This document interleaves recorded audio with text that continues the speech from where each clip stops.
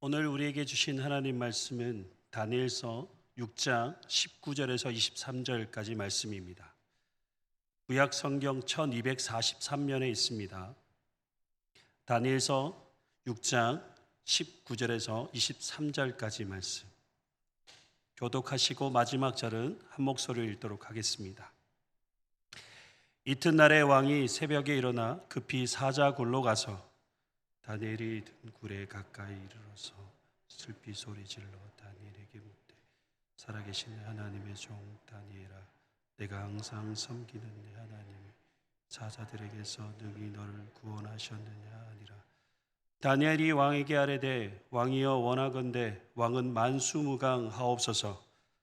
하나님이 이미 그의 전사를 보내어 사자들의 입을 봉하셨으므로 사자들이 나를 상하지 못하였사오니 이는 나에게 무죄함 그 앞에 면벽하오니 또 왕이여 나는 왕에서 일을 끼치지 아니하였나이다 하니라. 왕이 심히 기뻐서 명하여 다니엘을 굴에서 올리라 하매 그들이 다니엘을 굴에서 올린즉 그의 몸이 조금도 상하지 아니하였으니 이는 그가 자기의 하나님을 믿음이었더라. 아멘. 한국 속담 가운데 호랑이 굴에 들어가도 정신만 차리면 산다라는 속담이 있습니다. 이 속담의 의미는 아무리 힘들고 무서운 상황일지라도 침착하기만 하면 빠져나올 수 있다라는 의미의 속담입니다. 그리고 실제로 이 속담을 기억한 사람들 가운데에서는 힘들고 무서운 상황에서도 침착하게 잘 극복한 사람들의 미담을 듣기도 합니다. 19세기 심리학자이며 미국 심리학의 아버지로 불리는 철학자인 윌리엄 제임스는 감정에 관한 놀라운 통찰을 제시한 적이 있습니다. 감정이 몸의 생리적 반응을 촉발한다는 기존 이론에 맞서 제임스는 몸의 생리적 반응에 대한 해석이 감정이라고 주장했습니다. 예를 들어 우리가 곰을 보고 겁이나 도망치는 게 아니라 곰을 보고 도망치기 때문에 두려움을 느낀다고 하였습니다. 힘든 일을 만나면 포기하거나 적당히 타협하고 안주하려는 사람이 있는가 하면 상황을 분석하고 의욕적으로 해결해 나가려고 하는 사람들이 있습니다. 후자의 경우는 위기 상황을 이겨나가는 과정에서 많은 것을 얻습니다. 위기 상황에서 우선은 나를 진정시킨 후에 상황을 객관적으로 보고 능동적인 자세로 내가 변화시킬 수 있는 것에 초점을 맞추어 한 조각씩 퍼즐을 맞춰 나가듯이 문제를 해결해 나갈 때 우리는 위기 상황에서 벗어날 수 있다라고 합니다. 그런데 이와 같은 절체절명의 위기에서 그리스도인은 어떤 자세로 이 위기를 극복해야 할까요? 위에 있는 내용처럼 모든 일에 침착하게 대처하고 능동적인 자세로 문제를 해결하면서 위기를 극복하면 되는 것일까요? 만약 여러분에게 사자굴에 던져지는 상황이 주어진다면 여러분은 어떻게 하시겠습니까? 우리에게 들려주시는 말씀을 통해 하나님의 음성 들을 수 있기를 바랍니다. 오늘 말씀의 시작은 새로운 정권이 교체된 이후의 사건을 이야기하고 있습니다. 오늘 말씀의 배경을 먼저 살펴보도록 하겠습니다. 바벨론 제국의 마지막 왕 벨사살 왕이 죽고 바벨론은 멸망을 당하게 됩니다. 이제 새로운 나라 메대 사람 다리오가 새로운 왕으로 등극을 하게 됩니다. 그런데 어떻게 해서 다리오가 왕으로 등극하게 되었을까요? 주전 539년 그 당시 최고의 강대국이었던 바벨론이 멸망을 합니다. 그 후 메대와 페르시아 연합 제국으로 2년 정도 짧은 기간 동안 과도기 정부를 구성했던 적이 있습니다. 메대와 페르시아는 북과 남으로 나누어진 나라였는데 페르시아보다 메대가 영토나 인구, 군사력, 경제력 그 모든 면에서 훨씬 압도했습니다. 그런데 페르시아 왕과 메대의 공주가 결혼을 하면서 두 나라 사이에 혼인 동맹이 맺어지게 되었습니다. 그리고 그 사이에 태어난 사람이 바로 고레스입니다. 주전 559년 고레스가 왕이 되면서부터 페르시아의 국력이 성장하게 됩니다. 드디어 고레스가 이끄는 페르시아 군이 메대 제국의 수도를 함락하면서 메대 제국은 멸망하게 됩니다. 고레스는 더 큰 세계 정복을 위해 반드시 메대의 힘이 필요하였고, 그래서 자신의 외삼촌이 되는 이 메대의 왕을 극진히 우대하며 동맹을 맺게 됩니다. 그리고 메대의 병력까지 흡수하여 정복 전쟁을 시작하게 됩니다. 드디어 고레스가 왕위에 오른 지 20년이 되는 해 최고의 숙적 바벨론과 전쟁을 치르게 되었고 바벨론을 멸망시키는데 성공을 하게 됩니다. 이후 고레스는 메대와 페르시아의 과도기 연합 제국을 세우게 됩니다. 그리고 임시 수도를 바벨론으로 정하고 자신의 외삼촌이기도 한 메대의 왕 다리오를 연합 제국의 왕으로 임명하게 됩니다. 그때 다리오의 나이가 62세였습니다. 그리고 고레스는 남은 정복을 위해 계속해서 전쟁을 수행하게 됩니다. 다리오 왕은 차분하고 뛰어난 행정가였습니다. 갑자기 커진 나라의 전체 행정을 새롭게 정비하는 일은 너무나 중요한 일 중 하나였습니다. 다리오 왕은 제국 전체를 120개 지역으로 나누고 이를 다스릴 고관들을 세웠습니다. 그리고 그 고관들을 다스릴 3명의 총리를 주게 됩니다. 총리로서 주된 임무는 모든 국사를 관장하는데 국고에 들어오는 재정을 관리하고 국가의 안녕과 질서를 유지하는 것이었습니다. 강력한 나라를 세우는 데 있어서 군사력도 중요합니다. 그러나 그에 못지않는 나라의 경제력도 너무나 중요한 핵심 중에 하나입니다. 나라의 국력이 쇠하지 않기 위해서는 반드시 경제력이 뒷받침되어야 했습니다. 다리오 왕은 이런 중대한 일을 맡아 수행하는 그 총리의 자리에 다니엘을 세우게 됩니다. 다니엘이 새로운 제국의 최고위직 총리로 발탁되었다라는 것은 여러분 굉장히 이례적인 일이라고 할 수 있습니다.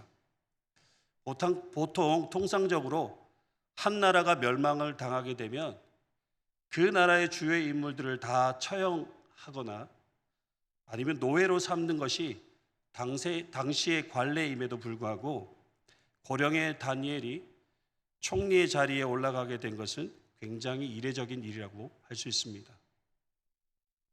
우리는 이 일을 두고 생각할 때 다른 이유를 찾기보다 하나님이 하셨기 때문에 가능한 일이다라고 말할 수밖에 없습니다.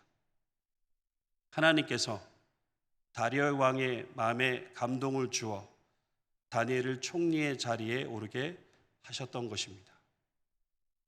성경은 다니엘을 평가하기를 다니엘은 마음이 민첩하여 총리들과 고관들 위에 뛰어났다라고 합니다.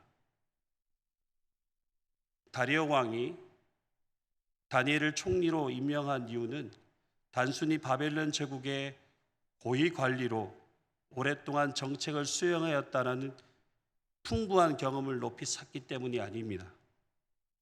고령의 나이에도 불구하고 영혼이 맑고 총명한 다른 모든 사람보다 탁월한 지적, 정신적, 영적 능력을 갖추고 있었기 때문입니다. 다니엘이 마음이 민첩했다라고 합니다. 이 말을 히브리 원어의 의미로 볼 때 아주 놀라우신 영을 소유하였으므로라는 의미를 가지고 있습니다. 다른 말로 다니엘은 하나님의 영, 성령으로 충만하였다라는 것입니다. 다니엘은 어느 누구보다 성령 충만한 사람이었습니다.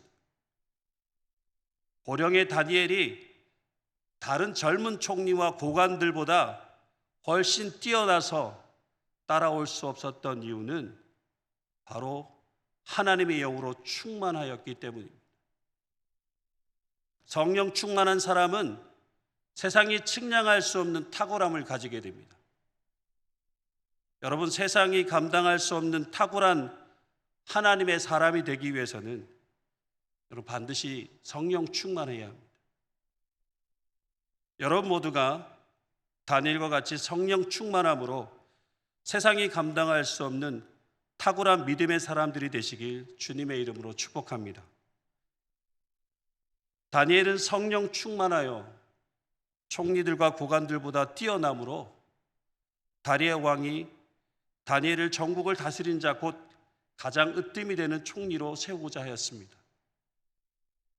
다니엘이 왕의 총애를 받고 전국을 다스린 최고의 자리에 올라가게 되는 것을 다른 총리들과 고관들이 가만히 지켜볼 수 있었을까요? 가만히 지켜볼 수 없었습니다. 왜 그들은 다니엘이 최고의 자리에 올라가는 것을 시기하고 못마땅하게 여겼을까요? 여러분, 다니엘은 멸망당한 바벨론 제국의 총리 출신입니다.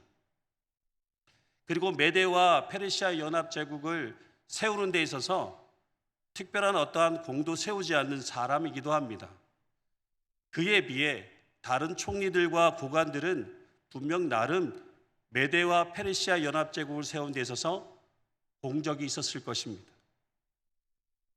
그런데 고작 오랫동안 국정 경험을 소유한 것뿐인 포로 출신의 다니엘을 가장 높은 최고의 자리에 임명한다는 것이 여러분 그들의 입장에서는 매우 못마땅하게 여기는 것이 자연스러운 마음일 것입니다. 그래서 그들은 다니엘의 약점을 찾고자 하였습니다. 먼저 국사에 대해서 다니엘의 약점을 찾고자 하였습니다. 그러나 다른 총리들과 고관들이 고발할 근거나 허물을 찾지 못하였습니다. 오히려 다니엘의 뛰어난 실력을 증명하는 결과가 되어 버렸습니다. 다니엘이 국사를 처리하는 능력이 얼마나 탁월한지 도무지 흠을 잡을 것이 없을 정도로 완벽했다라는 것입니다. 4절 말씀에 보시면 그가 충성되이라는 말이 나옵니다. 이 말의 의미를 살펴보면 그는 항상 신실했고 믿을만 했다라는 것입니다. 다니엘은 총리로서 어떤 일에든지 공정하게 의롭게 내부를 받지 않고 거짓되지 않으며 불법을 행하지 않는 등 처음부터 끝까지 신실했고 깨끗했습니다. 그러니 다니엘에게 그릇됨이나 허물을 찾을 수 없었던 것입니다. 그러나 그들은 다니엘에게서 한 가지 고발할 수 있는 근거를 찾았습니다. 그것은 바로 다니엘의 신앙입니다. 다니엘은 우상 숭배가 극심한 바벨론 정권 아래서도 철저하게 하나님을 믿는 신앙을 지켜왔었습니다. 그들은 다니엘에 대한 자료를 찾고 주변 사람들을 통해 정보를 얻는 가운데 다니엘에 대한 신앙에 대해 듣게 되었을 것입니다. 다니엘은 여호와에 대한 신앙을 다른 사람들에게 알지 못하도록 은밀하게 간직한 것이 아니라 자신이 믿는 바를 조금도 숨김이 없이 드러내놓고 하나님의 법을 지켜 살았습니다. 신앙에 대해서는 양보도 타협도 결코 없었습니다. 이것이 그들에게 있어서 다니엘을 제거하는 가장 좋은 근거가 되었던 것입니다. 그래서 총리들과 고관들이 모여 다니엘을 어떻게 제거할 것인지 은밀하게 회의를 거친 후 한 법안을 만들어 제출하게 됩니다. 그 내용은 30일 동안 모든 백성이 다리오 왕 외에 다른 어떤 신이나 사람에게 기도를 하면 불경죄로 사자굴에 던져 넣자라는 것이었습니다. 그런데 참 신기한 건요. 왕이 이들의 법안을 면밀히 검토하는 것이 아니라 흔쾌히 승낙을 합니다. 그런데 다리오 왕이 그들의 법안을 흔쾌히 승낙한 이유가 있습니다. 다리오 왕의 지금 상황은 어쩌면 허수아비 왕자에 앉아 있는 상태라고 할 수 있습니다. 정복 전쟁을 떠난 고레스가 모든 전쟁을 마치고 돌아오면 왕자의 자리에서 물러나야 했기 때문입니다. 그런데 지금 고관들과 청리들이 자신에게만 기도하게 하자는 법안을 제출하는 것에 대해서 상당히 기뻤을 것입니다. 다니엘을 죽이고자 하는 그들의 간교한 계략이 감추어진 법안인 줄도 모르고 왕은 아주 기쁜 마음으로 그 법안에 도장을 찍게 됩니다. 그때 다니엘은 무엇을 하고 있었습니까? 이 법안에 왕의 도장이 찍힌 것을 다니엘도 알고 있었습니다. 그런데도 다니엘은 자기 집에 돌아가서 밑방에 올라가서 예루살렘을 향해 창문을 열고 전에 하던 대로 하루에 3번씩 무릎을 꿇고 기도하며 하나님께 감사하였습니다.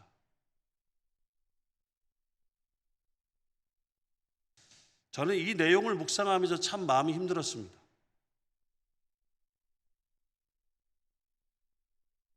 조서의 내용을 알고도 매일 3번씩 무릎을 꿇고 기도하던 자리에 가서 하나님께 기도하였다. 다니엘은 하나님께 기도하는 것이 어떤 결과를 가져다 주는지 그도 잘 알고 있었습니다. 다니엘의 지금 행동이 어떻게 보면 좀 대단해 보이기도 하지만 어떻게 보면 제정신이 아닌 것처럼 보여집니다. 사자굴에 던져져 죽게 될 것을 생각한다면 지금 다니엘이 하는 이 행동이 우리가 보기엔 너무 무모해 보입니다. 여러분 한번 생각해 보십시오.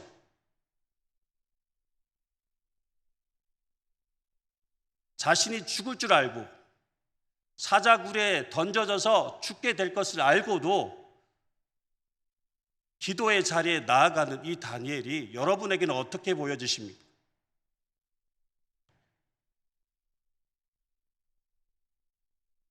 제가 생각할 때는 잠시 기도를 쉬는 것도 그리 나빠 보이지 않은 것 같습니다.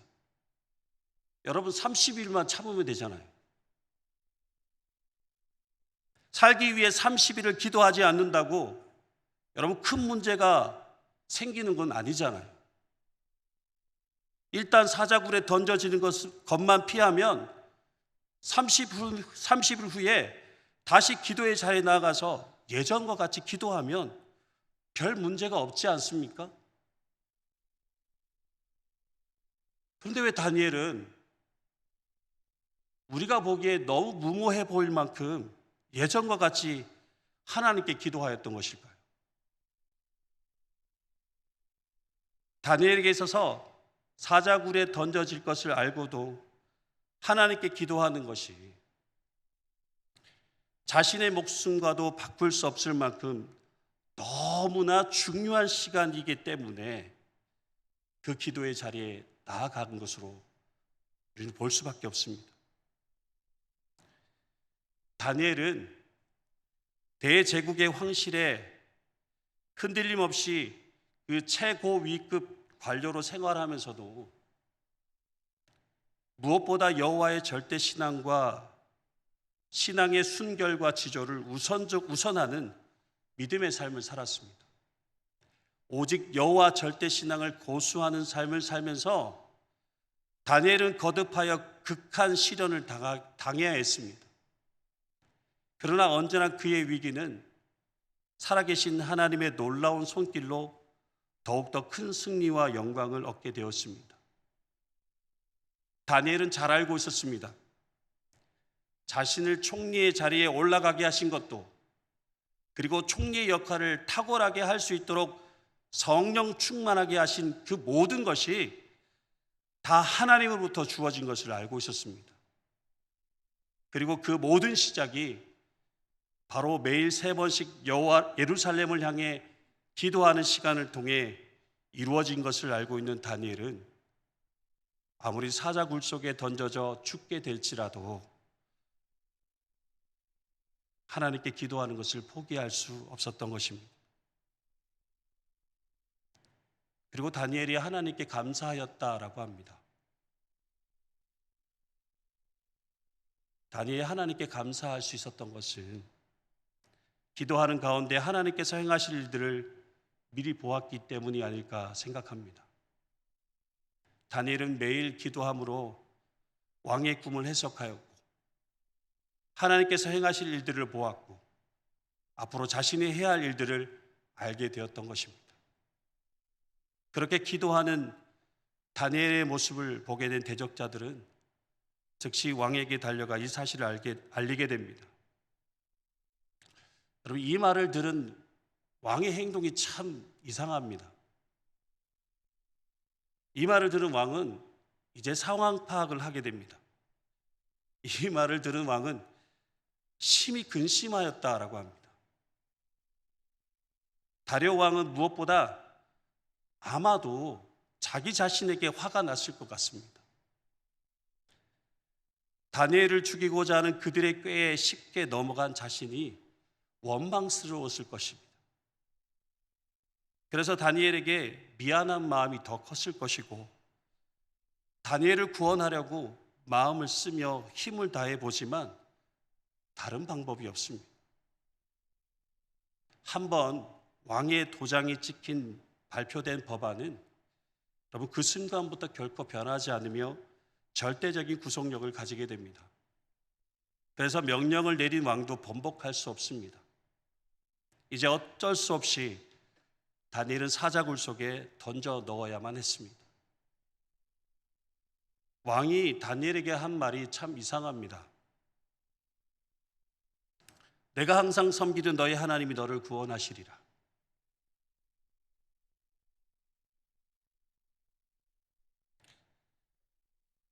다리오 왕은 하나님을 믿는 사람이 아니었습니다. 하나님을 섬기는 사람이 아니었습니다. 그런데도 다리오 왕 입에서 내가 항상 섬기는 너희 하나님이 너를 구원하시리라 라고 말하고 있습니다. 종교개혁자 칼빈은 이 내용을 이렇게 말하고 있습니다. 나는 너와 너의 생명을 하나님께 맡긴다. 왜냐하면 너를 구원하는 일은 내 능력에 달려있지 않기 때문이라고 말했습니다. 다리오 왕은 비록 유일신 하나님을 섬기는 사람은 아니었지만 그 하나님이 다니엘을 구원하시기를 소원했으며 나아가 구원하실 수 있을 것이라는 믿음도 가지게 되었던 것입니다. 18절 말씀해 보시면 왕이 궁으로 돌아가서 밤이 새도록 금식하였습니다.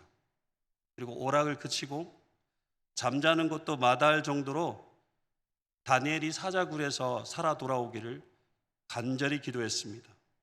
이런 모습을 보면 다니엘을 향한 왕의 마음을 알 수 있을 것 같습니다.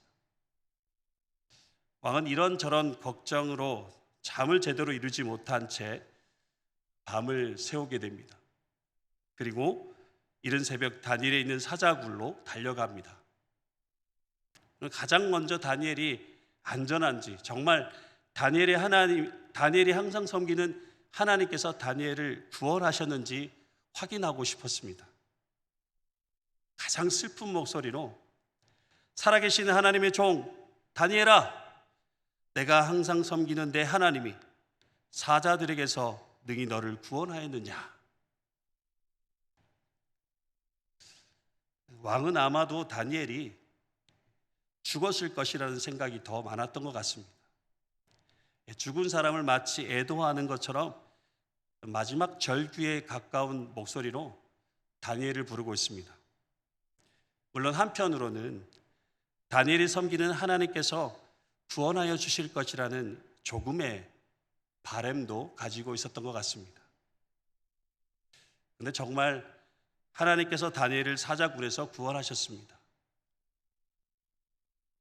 사자굴에서 다니엘이 우연히 살아난 게 아닙니다. 하나님께서 확실하게 개입하셔서 그를 살려내셨습니다. 다니엘은 하나님의 천사가 사자들의 입을 막고 팔다리를 붙잡고 있는 것을 보았습니다. 다니엘은 영적인 눈이 열려 하나님의 역사하심을 바라보게 되었던 것입니다. 여러분, 믿음의 사람은 하나님의 역사하심을 믿음의 눈으로 바라볼 수 있어야 합니다. 다니엘은 하나님께서 자신을 사자굴에서 구원하여 주실 것을 믿었습니다. 다니엘은 기도하는 가운데 보게 되었고 사자굴에 들어가는 것이 그에게 결코 두려운 일이 아니었던 것입니다. 여러분, 눈앞에 보이는 현실에만 집착하는 사람은 그것으로 인하여서 두려움과 불안과 염려 가운데 살아갈 수밖에 없습니다. 믿음의 사람에게 있어서 믿음의 눈을 가지고 믿음의 눈으로 하나님을 바라보는 것은 너무나 중요한 일입니다.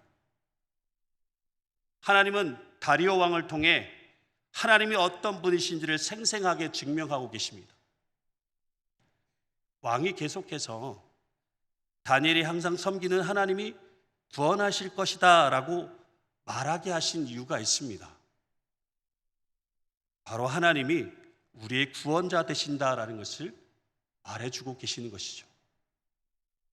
하나님이 우리의 구원자 되신다는 사실을 왕의 입술의 고백과 실제로 다니엘이 사자굴에서 살아나는 일로 인해 확실하게 증명하고 계시는 것입니다. 하나님이 우리의 구원자 되신다는 이 사실을 여러분, 우리는 머리로만 이해하는 것이 아니라 가슴으로 믿고 믿음의 눈으로 바라보아야 하는 것입니다. 그런데 여러분에게 이런 믿음을 가지고 있다라고 여러분 생각하고 계십니까? 자신에게 물어보십시오. 나는 지금 다니엘과 같은 그런 믿음을 소유하고 있는지 자신에게 물어보십시오. 만약 정말 다니엘과 똑같은 상황이 주어진다면 여러분은 어떻게 하실 것 같습니까? 사자굴에 던져져야 하는 상황이 주어질 때 여러분은 어떤 선택과 행동을 하실 것 같으십니까? 다니엘과 같이 동일하게 그 선택을, 그런 행동을 하실 수 있을까요? 저와 아내가 집에서 이 이야기를 나누면서 대화를 했었습니다. 둘 다 똑같이 얘기했습니다. 나는 못할 것 같다. 사자가 두려워서, 죽음이 두려워서 다니엘과 같이 동일하게 그렇게 믿음의 행동을 하기가 어려울 것 같다라고 그렇게 얘기를 했습니다. 여러분도 그러실 것 같아요. 사자가 두려워서, 죽음이 두려워서 잠시 기도의 자리, 믿음의 자리에서 벗어나 개인의 안전과 안위를 위해 타협하는 여러분의 모습은 아닌가 생각해 보셨으면 합니다. 하나님께서 우리에게 요구하시는 것은 여러분 외식적이고 형식적인 신앙생활이 아닙니다. 하나님을 향한 참된 믿음입니다. 다니엘의 믿음을 한마디로 정의한다면 신실함이라고 말할 수 있을 것 같습니다. 다니엘에게 우리에게 보여준 믿음은 바로 신실한 믿음이었습니다. 자신의 생명이 위협이 주어질지라도 매일 예루살렘을 향해 창문을 열고 무릎을 꿇고 하나님께 감사하며 기도하던 그의 신실한 삶의 모습을 여러분 우리는 본받아야 할 것입니다. 다니엘은 늘 실실하게 하나님을 신뢰했습니다.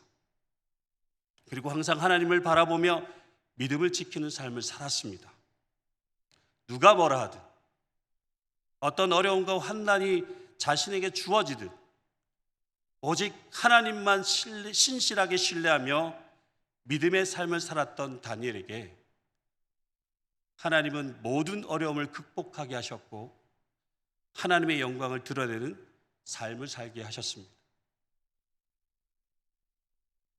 우리는 어찌되었든 코로나 바이러스로 우리 너무나 어렵고 힘든 시기를 보내고 있습니다. 이런 시대에 우리에게 요구되어지는 것은 다른 어떤 것보다 신실한 믿음의 삶일 것입니다.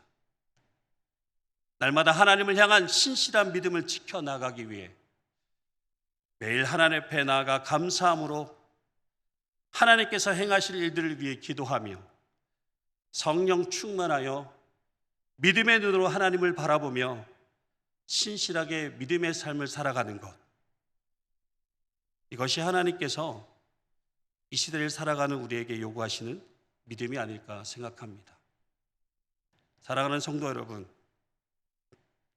오직 하나님만 신실하게 신뢰하며 신실한 믿음의 삶을 살아가시길 간절히 권면드립니다. 여러분 모두가 성령 충만하여 믿음의 눈으로 하나님만 바라보는 삶이 되시길 간절히 소망합니다. 그래야 여러분의 삶에 놀라운 믿음의 역사가 나타나며 오직 하나님의 이름만 높여지며 하나님께 영광 돌리는 복된 삶이 되시길 주님의 이름으로 축복합니다. 기도드리겠습니다. 하나님 아버지, 우린 지금 힘들고 어려운 시대를 살고 있습니다. 하나님은 말씀으로 이런 시대 속에서 믿음의 사람이라 불리는 우리가 더욱 신실한 믿음의 삶을 살 것을 말씀하십니다. 그저 형식적이고 상황에 맞게 믿음의 삶을 사는 것이 아니라 어떤 상황에서든지 날마다 신실하게 하나님을 신뢰하고 믿음의 눈으로 하나님을 바라보며 신실한 믿음의 삶을 살아가는 주님의 백성들이 되기를 소망하고 계신 줄 믿습니다. 그리하여 우리의 신실한 믿음의 삶을 통하여 하나님의 역사가 나타나기를 간절히 소망합니다. 하나님의 영광을 온전히 드러내는 성령 충만한 삶이 될 수 있도록 우리의 삶을 인도하여 주시옵소서. 무엇보다 오늘 또 신실하게 우리를 인도하시는 그 하나님의 인도하심에 순종하게 하시고 늘 주님의 뜻을 바라보며 신실한 믿음으로 승리하는 삶을 살아갈 수 있도록 인도하여 주시옵소서. 감사를 드리며 예수 그리스도의 이름으로 기도드립니다. 아멘.